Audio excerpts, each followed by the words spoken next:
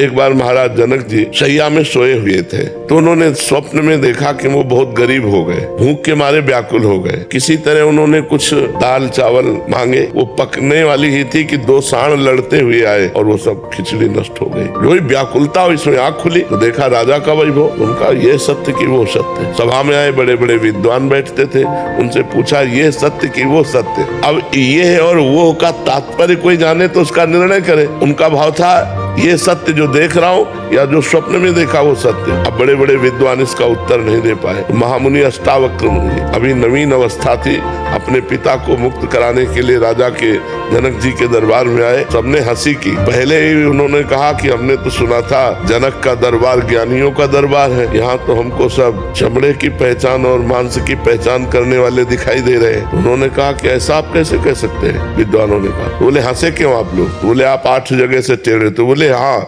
हमारे स्वरूप को देखा क्या? हमारे शरीर को देखा तो शरीर में क्या है? चाम हड्डी मांस। तो यही चीज देखने वाले आप लोग हो। आप लोग ज्ञानी तो हो नहीं, क्योंकि ज्ञानी स्वरूप देखता है, शरीर नहीं। अब सबके होश उड़ गए कि बालक कोई साधारण नहीं। तो जनक जी से कहा हाँ जनक बोल, तेरा क्या प्रश्न है? तो उनका ये सत्य कि वो सत्य। बोले ना ये सत्य ना वो सत्य। जब तू जागृत में था अपने को राजा देख रहा था, थोड़ी देर में स्वप्न में गया तो भिखारी देखा, लेकिन जब जगा तो फिर राजा देखा। तो जो कुछ ही क्षण में असत हो जाता है वो सत्य कैसे हो सकता है? तो ये सत्य न हो सकता। अष्टावक्र गीता का उपदेश करके जनक जी को परम बोध प्रदान किया महामुनि अष्टावक्र जी ने। तो ये जब हमारे ज्ञान में आ जाता है कि न जय सत्य न पराजय सत्य, न मान सत्य न अपमान सत्य, तो ब्रह्म की जिज्ञासा रखने वाला सम को प्राप्त होता है।